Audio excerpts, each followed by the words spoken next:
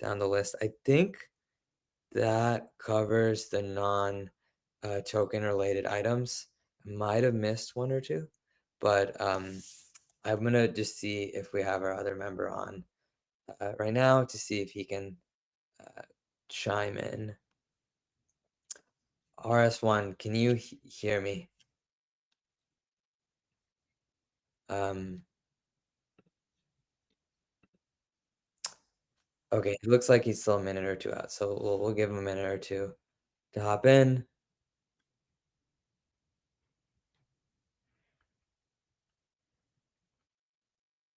here. So that's great. But yeah, so the only other question I'm seeing here is in terms of where to get funds to continue development. Those sort of questions will be asked by um, my fellow teammate. Um, so um, ROI as it would if it was leveraged elsewhere for marketing, for building, etc. Around this was that um, so um,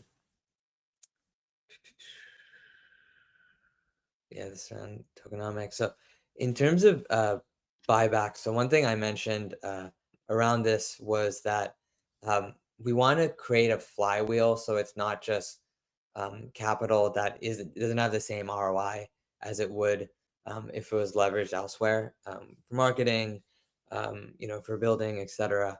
So we want to really create something that's more self-sustaining, which is why we were talking about having it built into part of the protocol, whatever fees that something like a call sheet would take, instead of that going to a team that just going to buy back the token.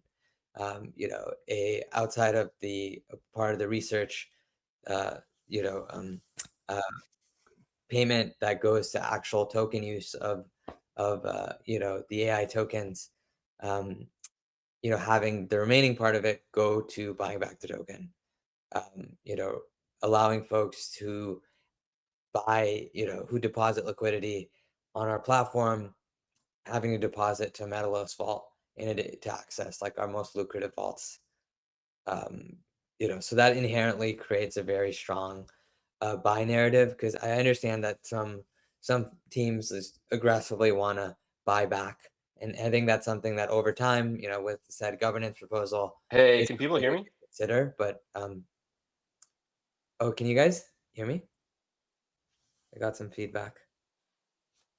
Um, let's see here. Anyone, are you Oh, guys yeah, able I to hear can me? hear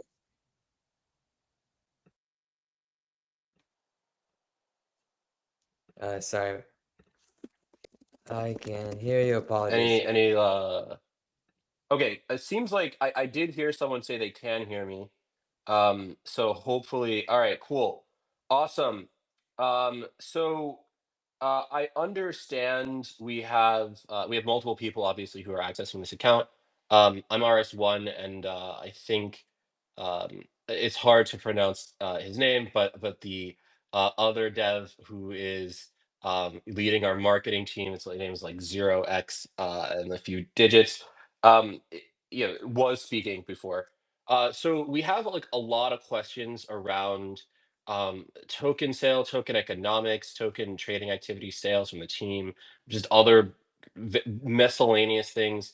And we have like 26 questions or so. It looks like actually a bunch of them were addressed, but nevertheless, I kind of want to talk to a good amount of them. There's actually, I guess, some stuff around the team as well. Bottom line is there's been some FUD. We want to kind of like really address the FUD head on as best as possible here. So um, what I think is like most appropriate. There's like a few buckets of this, and a few perspectives, right?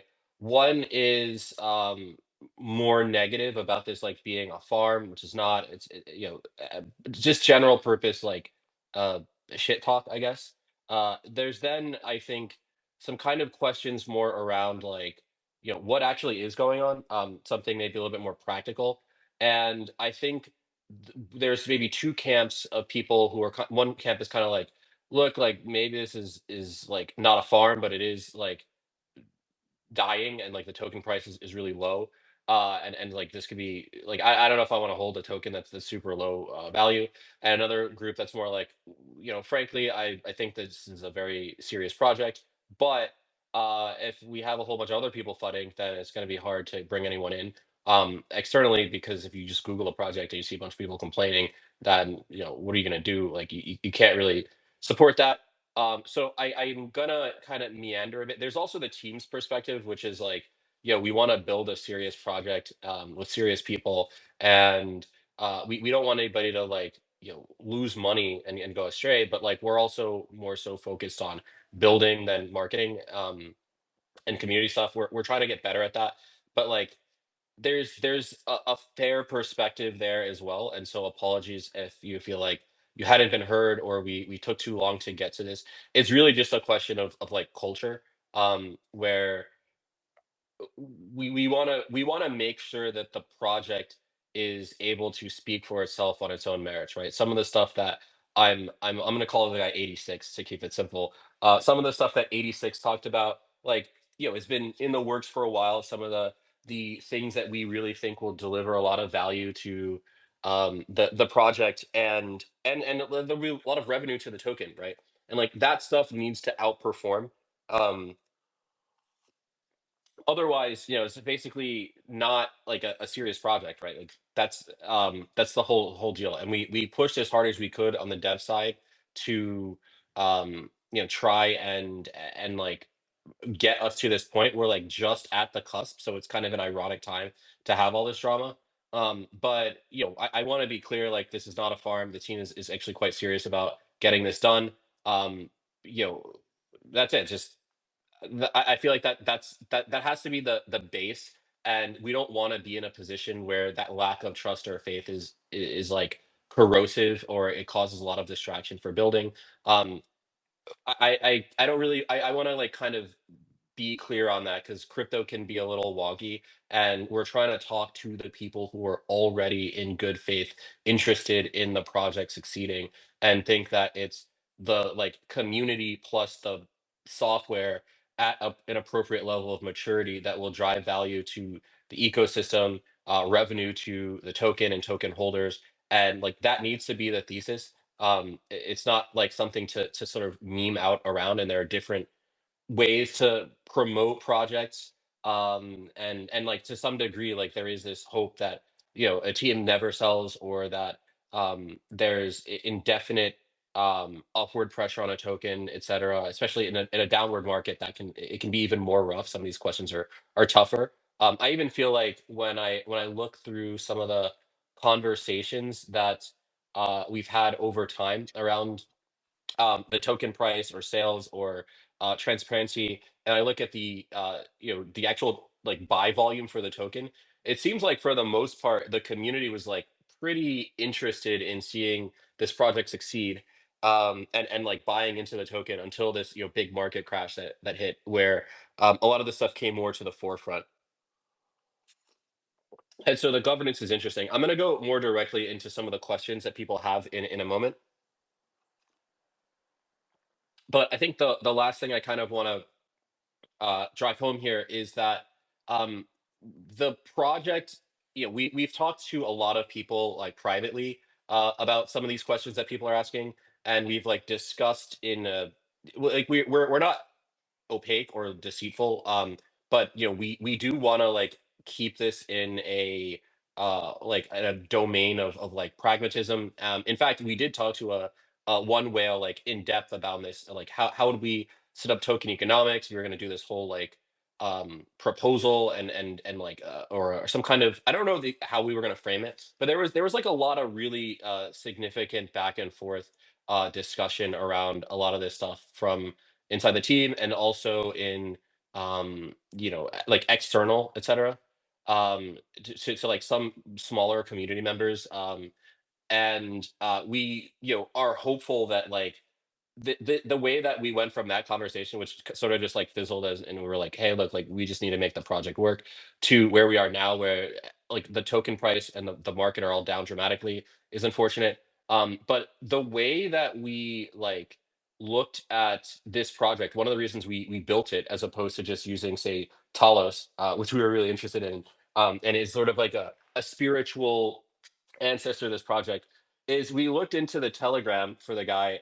behind it, and we just noticed that like there was so much interest in the project and the concept, but there was no real way for the community to like get their voices heard. And so there's a lot of like communication from people like, "Hey, I want this, I want that," but the lead dev could not like address their questions like directionally. They just weren't seeing eye to eye. And so we thought this was actually before MetaDAO popped off. We actually thought to ourselves, if we can set up Futarchy, right? We can allow people to use. We knew about Futarchy for years, but and we were like, if we can set up a system like this that would allow people to discuss individual proposals and then vote on them with money at stake so that they were actually interested in like making their voices heard, then we could open up the gates to a whole lot of rapid development on project and product direction.